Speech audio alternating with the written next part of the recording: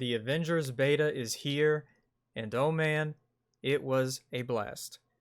I'm just going to do a quick video telling my feelings and impressions from the PC beta. And yes, I know, I'm not on PlayStation. And yes, I also know that Spider-Man will be. But I have my reasons, so we're just going to leave it at that.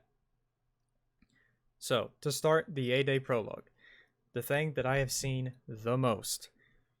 But I'm not complaining about it, because this was my first time actually getting to play the game. So I thought that it's a good introduction to the combat and the movement and the playstyle, especially for me because I've been playing first-person shooters in Warzone for the past 5 months. So it took me some time to get in the groove and get used to how the game really works.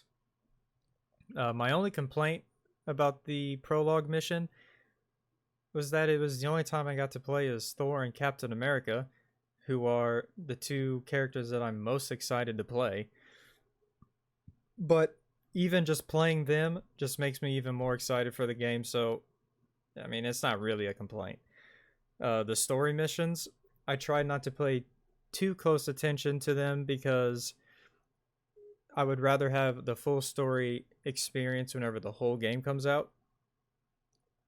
But the Abomination boss fight was a lot of fun. I was definitely still getting used to the controls and the gameplay, so it wasn't the easiest of times, but I did get through it. I did notice that the conversation between Bruce and Kamala on the helicarrier, it had a lot of emotion, and I thought that the voice acting was pretty good. And so that makes me excited and hopeful for the story, especially because all their post-release content is all based on story and it's all story driven. So hopefully that the original story that they have is good. Now the war zones, which are basically the main part of the beta, for the most part, I loved all of them. Playing with friends or even playing with like the AI companions was a lot of fun. It was definitely funner to play with friends. There's more communication. I was able to go off and do my own thing without being followed by three mindless bots. We were able to get things done on the map simultaneously instead of having to do one thing at a time. So that was definitely really fun. The Stark Realities, I believe, that Warzone mission was my favorite. It's the one that I played the most. The openness of it, I was really able to play whichever character to their full potential. I felt like with Iron Man, I was actually able to fly around the whole map and not bumping into walls or the ceiling or whatever. The bigger maps definitely were awesome. The shorter drop zones were fun as well, but most of them felt pretty similar and they were in really confined spaces.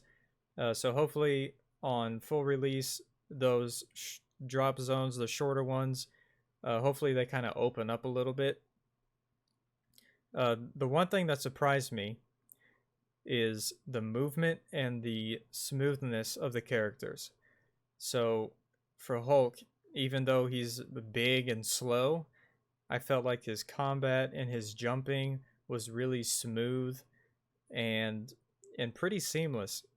And with Iron Man, how he can go from fighting on the ground to fighting in the air, I loved it. And it was a really good surprise because one of my biggest worries was that the gameplay was going to be stiff and slow. And I am very happy that I was wrong. Now, some negatives that I had they're mostly performance based. Almost every mission I did, there was like audio glitching where it would repeat the same audio over and over, like this, and or the game would freeze for a second or two, and I couldn't tell if it was crashing or if it was about to crash or it just like froze or what was happening. I didn't really experience too much frame rate issues in combat or if there was like a bunch of people on the screen. which I was definitely expecting, so that was a plus. But I'm sure that the audio stuff and the little freezes or whatever, hopefully that will be fixed by the release.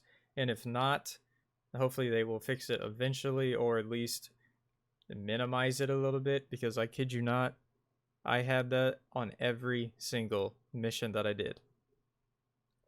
But overall, this is exactly what I was hoping for. And this beta made me even more excited for this game.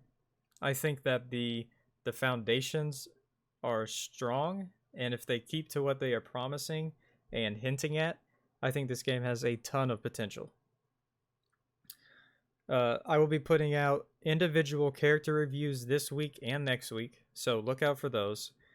Let me know what you guys thought of the beta on whatever platform you played, and tell me what concerns you have or what you liked and are excited for. So, thanks for watching, and I'll see you all in the next video.